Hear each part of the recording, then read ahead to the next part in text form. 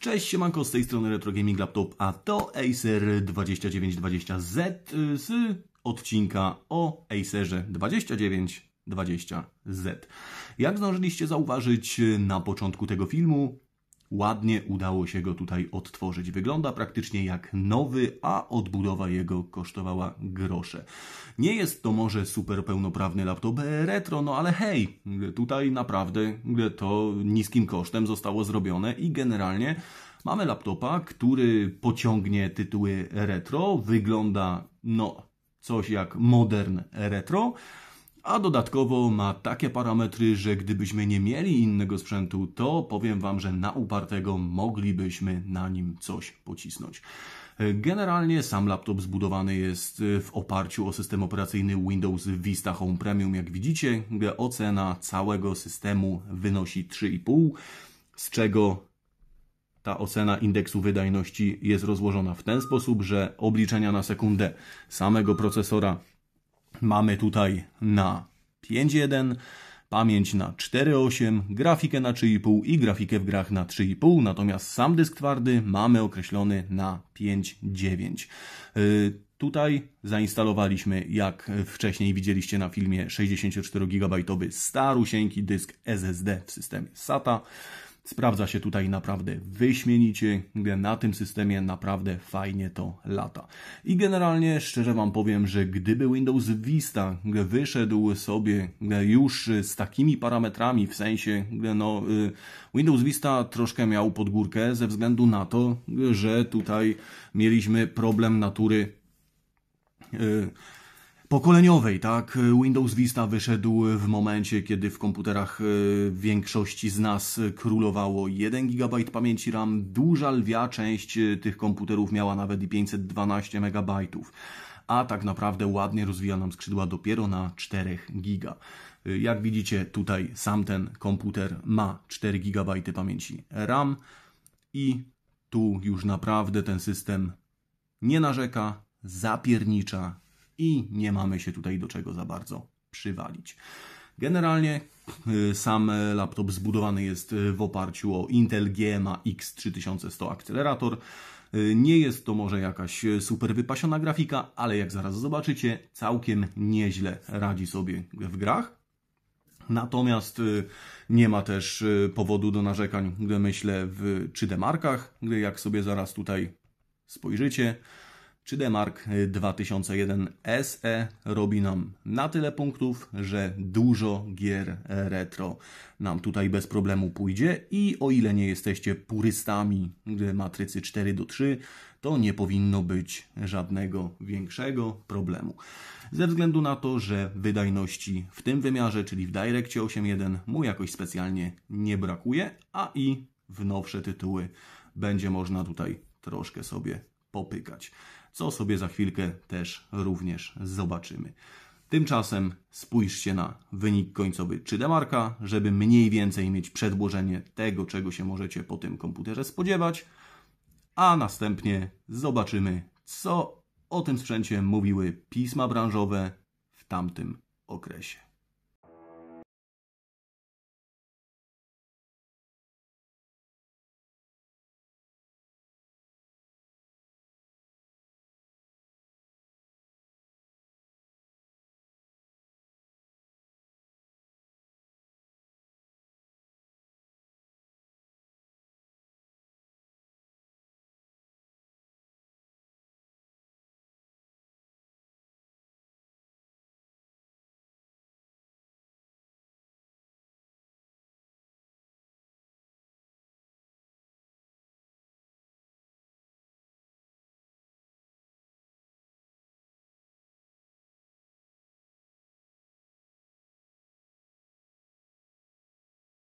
No i słuchajcie, w tamtym okresie dla mnie przynajmniej jednym z najbardziej opiniotwórczych portali i opiniotwórczych redaktorów, którzy zamieszczali swoje recenzje na portalach, był Notebook Check.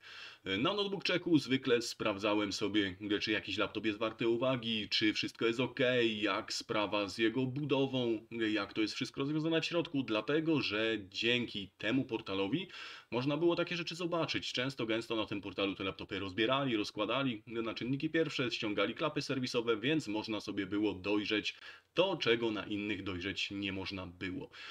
Więc cóż, Acer Aspire 2920 również został na takim portalu Notebook Check opisany i generalnie no, zgodzić się nie zgodzić.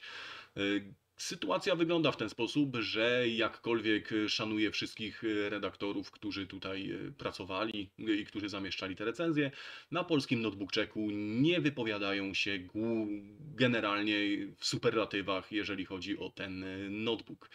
Bardzo został zjechany za design. Mówią tutaj między innymi, że ten design jest jarmarczny, że nie pasuje do trendu biznes, że generalnie jest to troszkę takie wszystko kiczowate. Ja osobiście się z tym nie zgadzam, natomiast jest to moja niezależna, subiektywna opinia.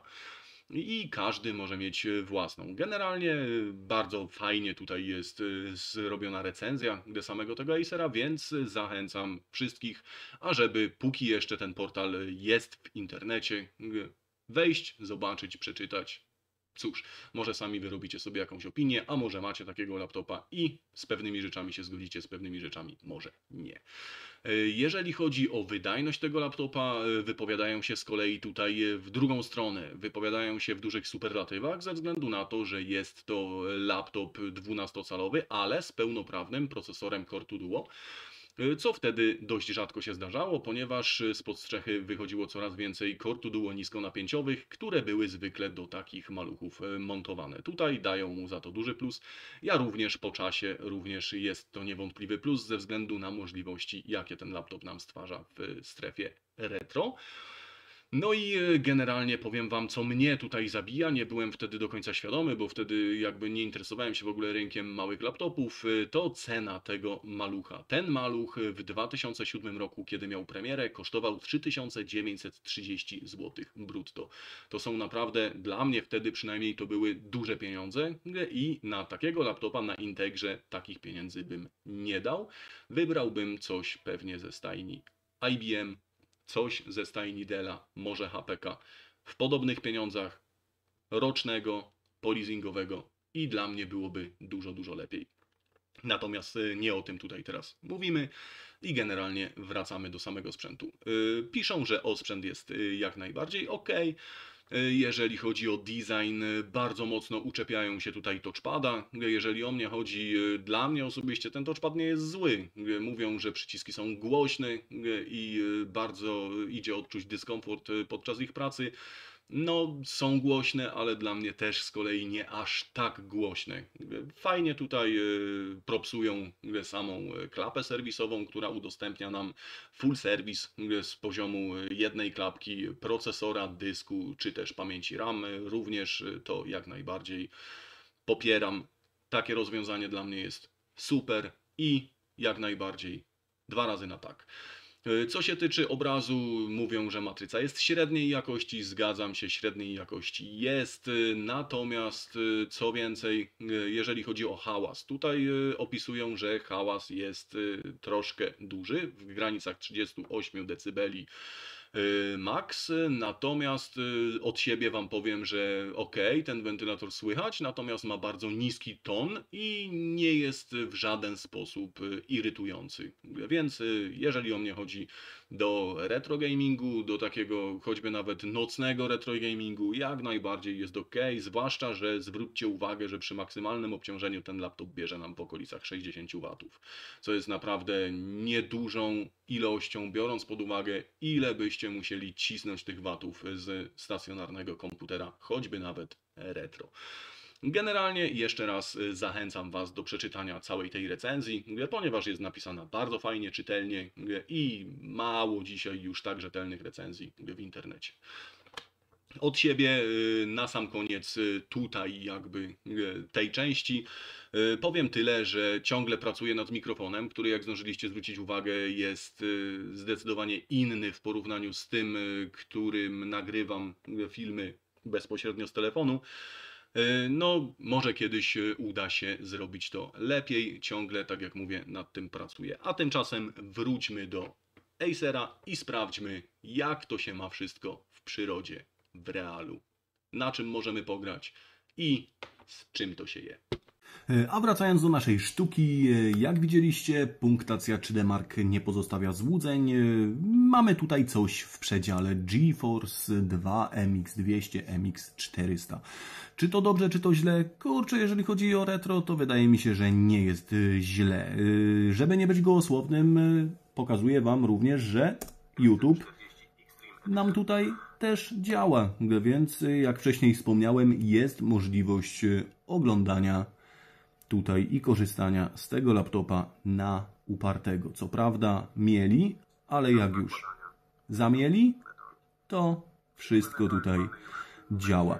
Jeżeli chodzi o jakość odtwarzanego materiału, jest dobrze do jakości 720p, powyżej zaczyna już gubić klatki, więc no trzeba sobie mieć to na uwadze i trzeba się z tym liczyć. Natomiast nikt raczej nie kupi takiego laptopa do daily.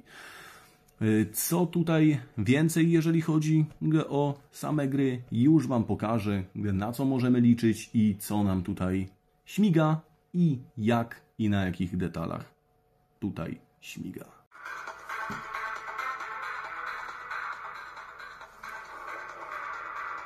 Jak widzicie, Underground 2 na rozdzielczości 800x600 i ustawieniach medium bardzo ładnie tutaj i płynnie lata. Czy możemy tutaj sobie pozwolić na więcej? No powiem Wam, to zależy. Jeżeli nie zależy nam na detalach, tylko na rozdzielczości, możemy podbić rozdzielczość punkt bądź 2 punkty wyżej, schodząc z detalami na całkowite minimum i wtedy gra również będzie płynna i jak najbardziej grywalna. Natomiast no tutaj musimy już sobie decydować, co dla nas ma większe znaczenie, czy rozdzielczość, czy detale. Generalnie 800x600 ustawienia medium i jest jak najbardziej grywalnie i na takiej rozdzielczości na tym laptopie uważam, że gra się całkiem przyjemnie. Natomiast oprócz tej gry, na co więcej sobie możemy pozwolić? Spójrzmy. Gothic 2 Noc Kruka z losowymi, delikatnymi przycięciami na początku wczytywania levelu, następnie wygląda to już całkiem spoko. I mamy tutaj rozdzielczość, już Wam pokażę.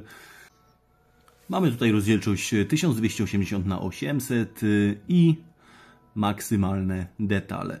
Jeżeli sobie zjedziemy z rozdzielczością do powiedzmy 1024x768 przy 32 bitach, powinniśmy uzyskać dużo większą płynność i powinno nam to tutaj latać, przy czym będziemy mieli obcięte krawędzie, ze względu na to, że Gothic tutaj nam nie skaluje, tak?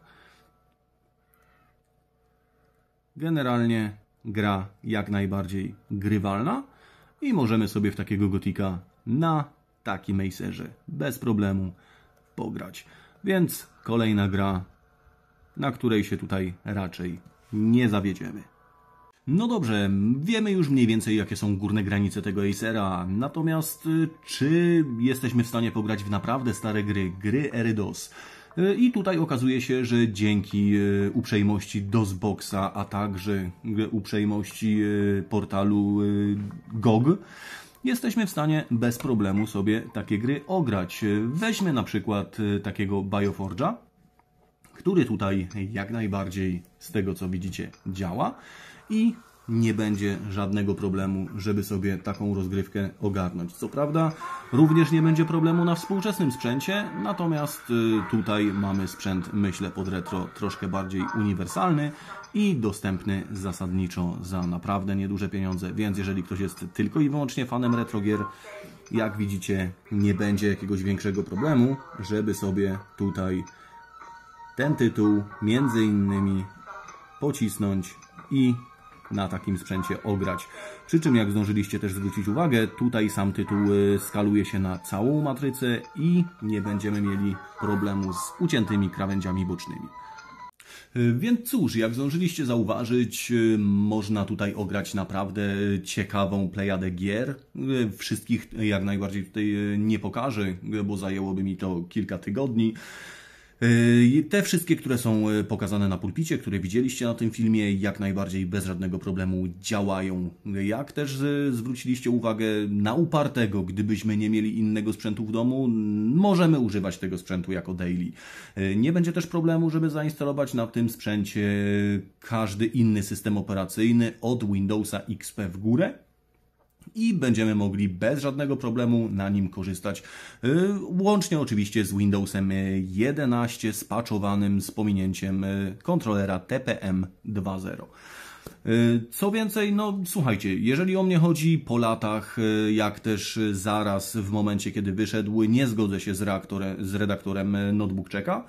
Uważam, że design tego laptopa jest świeży, po latach jest troszkę taki ponadczasowy i na próżno szukać u innych producentów podobnego designu.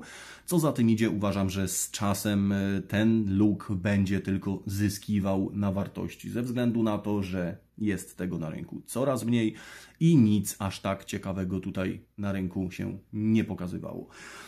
Jeżeli chodzi o sam laptop, no jest jaki jest. Nie spodziewamy się tutaj jakichś niesamowitych fajerwerków i też jakimś super fajerwercznym laptopem miał nie być. Miał służyć do biznes klasy, co z tym designem faktycznie zgadzam się z redaktorem Notebookchecka, troszkę się kłóci. Natomiast uważam, że tak jak mówię, po latach dziś jest to naprawdę fajne, świeże, zwłaszcza w tym standardzie 12,1 cala, bo jest mały, umiarkowanie lekki, można go wszędzie wziąć ze sobą, baterie nadal są dostępne, akurat nawet w mojej sztuce ta bateria bez żadnego problemu działa i jak najbardziej do retro się nadaje.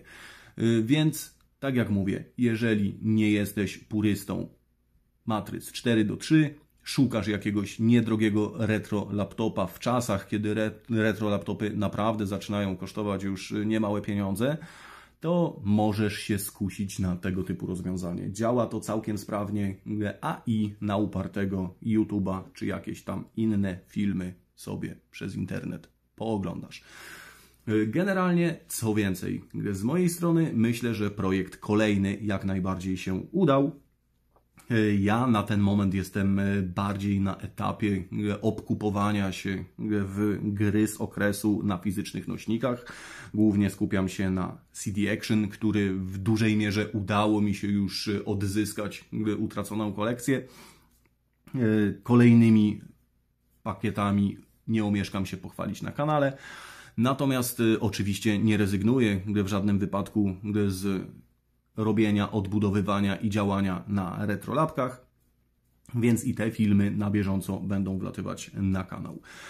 Więc jeżeli filmik się podobał, łapa w górę. Jeżeli filmik się nie podobał, łapa w dół. Natomiast jeżeli uważacie, że ten content do Was trafia, myślę, że śmiało możecie rozważyć subskrypcję, ponieważ dużo więcej tego typu staffu, a także innego związanego z retro będzie się pojawiać na tym kanale.